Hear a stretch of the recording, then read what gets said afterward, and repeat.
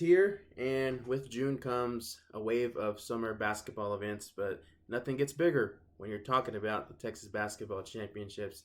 The TBC State Tournament is coming up June 16th, actually 17th through the 19th, if I'm correct on That's that. correct. Okay, so June 17th through the 19th in Grapevine, Texas. And here to talk about it is none other than the man, the myth, the legend himself. It is the president of the Texas Basketball Championships. It is Kevin Starnes.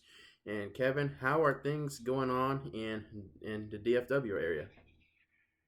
Well, other than we've had a ton of rain lately, but that's beside the point. Everything is going fantastic. We're just under a week out, and we have our last few SQTs going on tomorrow at a couple different locations, and so we'll see who qualifies through those shootouts, and then see if we're going to add any of them. But right now, we're looking at 24 girls teams, 16 in our 1A through 3A classification division, and then our 4A through 6A division has 8 teams in it. Mm-hmm. I gotcha. And for those fans who are unfamiliar about this event, how would you define what Texas Basketball Championships is? Well, it's an organization that's ran by Texas high school coaches, basketball coaches, and we saw a need to offer events that are specifically catered towards high school teams, not AAU or select teams, and so teams are able to come and compete on a level playing field, so that the kids get good competition. It's a kind of a school atmosphere, and coaches get to evaluate their kids playing against other teams, and kind of getting a real feel for who those kids might potentially be next year. Hmm. Right. And of course, football has its 7-on-7 events. Everyone talks about a big buzz about that, but I feel like each year, with each event that TPC has when it comes to the Summer State Tournament, it gets one step closer to becoming what 7-on-7 is, and in terms of football. And this is basically the 7-on-7 for basketball, but of course you're playing with your Yeah. regulations when it comes to basketball, of course. So, what similarities, if any, would you have in comparison to the 7-on-7 model that football has? It's very similar. One difference would be our SQTs aren't structured as a D1 or D2 or whatever. A lot of times those SQTs are just any high school team that signs up. Mm-hmm. And actually, when we have teams who are hosting who are close to a border state. I know we have some Panhandle teams or East Texas teams that are close to Louisiana or even New Mexico or whatever, and so they actually allow those other states to come in and participate in the SQTs, but they can't qualify, Mm-hmm. and so that's a little bit different. We bring everybody together. We include females, and the 7-on-7 doesn't have that, but so we're male, female. We include private schools in there, and so we try to offer it to as many people as we can, as long as they're playing with their high school teams.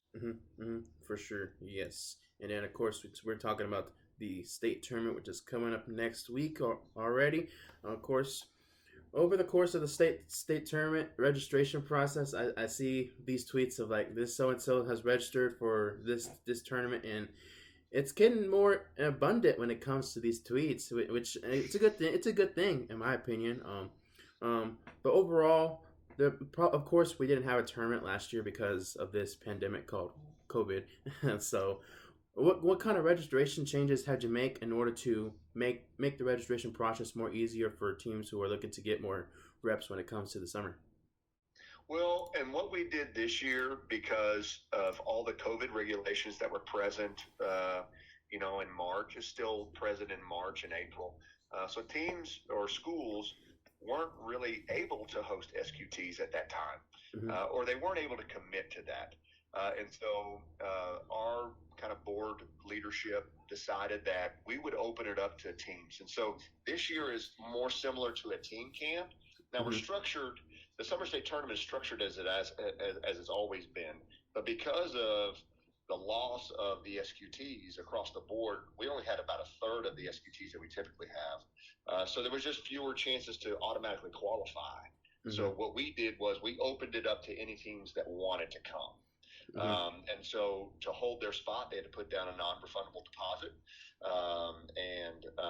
and then that kind of allowed teams to plan ahead of time. Like they knew in April that they were coming, so they got all the funds together and the hotels and all that, started making plans. Whereas in years past, a team could qualify tomorrow Mm-hmm. and have to then turn around quickly and decide whether they're going to come on Thursday or Friday in the Summer State Tournament. It's not that easy. It's easy if you live in the Metroplex, but it's not as easy if you're coming from the Austin area or the Panhandle or Houston area.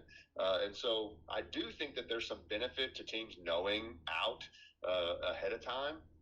Mm-hmm. But it's not our typical model. But we felt like we had to make that concession for teams because we didn't feel like there was enough qualifying opportunities. Of course, this is the probably the most teams in terms of the girls have been taking part of this field. So overall, is this would you say this will be a record in terms of girls teams participating, or is it just probably a little bit too early in the works maybe to say it? Well, I think so. I mean, 24 is our largest field of girls. Mm-hmm. I think last time we had 18, and so we're right there. There are some really good um, team camps that I know are very popular, especially in West Texas. I know a lot of teams go to the Lubbock Christian Camp, and that's a great camp and all of that. And there are others, like I think Texas A&M camp is that same weekend as well for girls. So we are competing against some college team camps. But the thing about those college team camps is that there are selector AAU teams there Mm-hmm. typically, and so it's just kind of different. Now, I'll take 24 teams. I'm just happy that there's an interest there. We're able to meet that interest and provide a high quality, you know, event experience for players, coaches, and parents.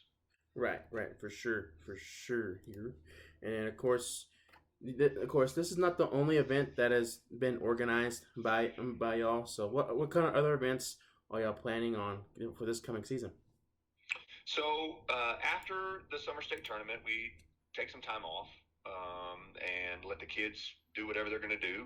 Be Mm-hmm. kids, enjoy the summer or whatever the coaches might have for them. In September, we'll have a couple of shootouts that'll be organized. Um, we had one in East Texas at one point. And then a few in the Metroplex, and then we were a part of one in the Lubbock area. Mm-hmm. Now, this upcoming year, I'm not sure. I know that we'll have at least two in the Metroplex for both boys and girls, and those dates will be released soon once they're confirmed. But we just we're looking at options there, and that's actually the difference between that and the Summer State Tournament is those shootouts are really fundraisers for the schools. We don't take very much of any of the money. Most of the money, I'd say, 80% of the money goes back to the schools for their programs as booster clubs or activity accounts. So it becomes a fundraiser for them. We just try to help out. Mm-hmm.